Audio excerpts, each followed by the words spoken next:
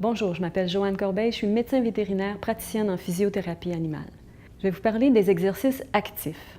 On dit qu'un exercice est actif quand c'est les propres muscles de l'animal qui font les contractions. Donc l'énergie nécessaire à la production du mouvement elle est donnée par l'animal. Le thérapeute, à ce moment-là, est simplement un guide. Quand on dit qu'on fait un exercice thérapeutique, il y a des points importants à respecter, comme par exemple la lenteur, il faut progresser lentement, et la précision des mouvements. Ces exercices thérapeutiques sont dits de base, donc ils sont indiqués dans les cas d'ostéoarthrose. Mais il serait possible que votre vétérinaire vous les recommande dans d'autres situations. Alors, un exercice qui s'appelle l'exercice de retrait réflexe, parce qu'on va demander au chien de faire un retrait avec sa patte, mais ce n'est pas nécessairement un réflexe, ça peut être aussi un mouvement volontaire. Donc, on va aller agacer, dans le fond, on va agacer entre les orteils pour que le chien bouge sa patte, vienne faire un retrait avec ses propres muscles, donc sa propre force musculaire. Pourquoi je fais agacer? Bon chien. Donc, on agace un peu les orteils pour qu'il fasse un retrait. Alors, comme ça, c'est un beau retrait. Donc, il fait un bon mouvement volontaire, comme ça, et il retire sa patte. Et je tiens un peu pour tenir la résistance. Donc, c'est un exercice qui est volontaire, qui va faire travailler ses muscles, mais qui ne met pas du tout de mise en charge sur ses articulations. Alors, un autre exercice, ça consiste à demander au chien de donner la patte. Lorsque je demande au chien de donner la patte, il fait un mouvement actif avec tout son membre.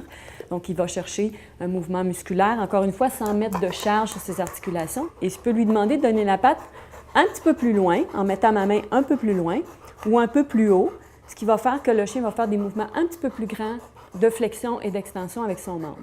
Et une fois que j'ai sa patte entre les mains, je peux tranquillement faire des petits mouvements comme ça pour secouer et ça va aller travailler un petit peu dans ses articulations.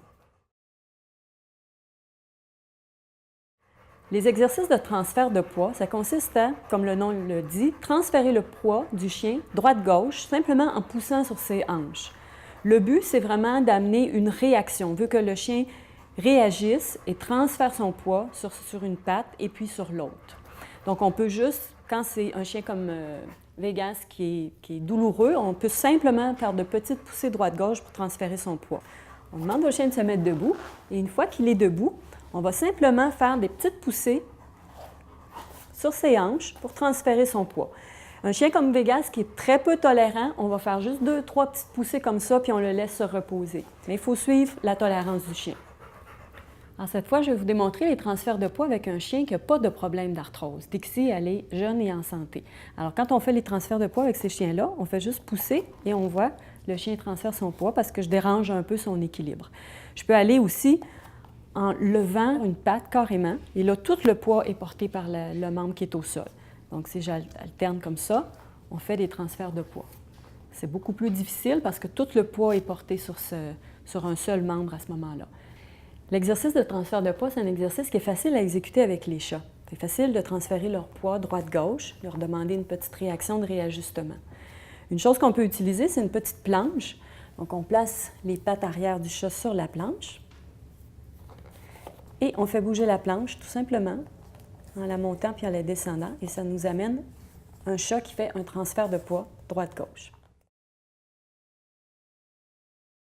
Un exercice qui est très utile pour faire travailler les pattes arrière du chien, les membres postérieurs, c'est de lui faire exécuter des assis levés à répétition. C'est un peu l'équivalent des humains qui font des squats pour travailler par exemple les cuisses, pour faire muscler les cuisses, puis ça fait travailler aussi les articulations. Mais c'est important que le chien soit bien assis, pas écrasé. Il doit être bien assis en pliant ses genoux et en se relevant, comme Vegas le fait très bien, en se relevant en utilisant ses deux pattes. Quand un chien a de l'arthrose, il ne fait pas une extension très grande quand il marche, il ne fait pas une extension avec sa hanche qui est très importante. Alors, ces muscles-là, les muscles fessiers qui servent à faire l'extension, ne travaillent pas beaucoup chez les chiens qui ont de l'arthrose et ils s'affaiblissent. Un exercice intéressant à ajouter à la promenade quotidienne de votre chien, c'est de lui faire exécuter des cercles. Donc, toujours en laisse, vous lui faites faire des cercles, des grands cercles pour commencer, puis on peut rapetisser avec le temps si le chien devient habitué. Donc, si on voit Dixie qui fait ses cercles, elle porte son poids sur les membres à l'intérieur du cercle. Donc, ça les fait travailler un petit peu plus, ça demande un petit peu plus de contraction musculaire à ces membres-là. Donc, vous faites quelques cercles avant de partir pour la promenade. Vous allez faire votre promenade de 10, 15, 20 minutes. Et quand vous revenez, vous faites aussi quelques cercles dans les deux sens. Ça fait travailler un petit peu plus les membres sans vous prendre plus de temps. Dans l'exercice avec les cônes, on va demander au chien d'exécuter des figures en S. On va lui demander de serpenter entre des cônes disposés sur le sol, de façon à ce que quand il va se déplacer, il va être obligé de plier son corps sur le côté. Et à ce moment-là, ça va faire travailler tous les muscles de son tronc, les muscles de son corps. Donc, c'est un exercice qui doit être exécuté lentement. C'est un exercice qui doit être fait en laisse aussi. Dans tous les cas, si vous avez des questions, je vous invite à consulter votre vétérinaire. Et merci beaucoup d'avoir regardé cette capsule.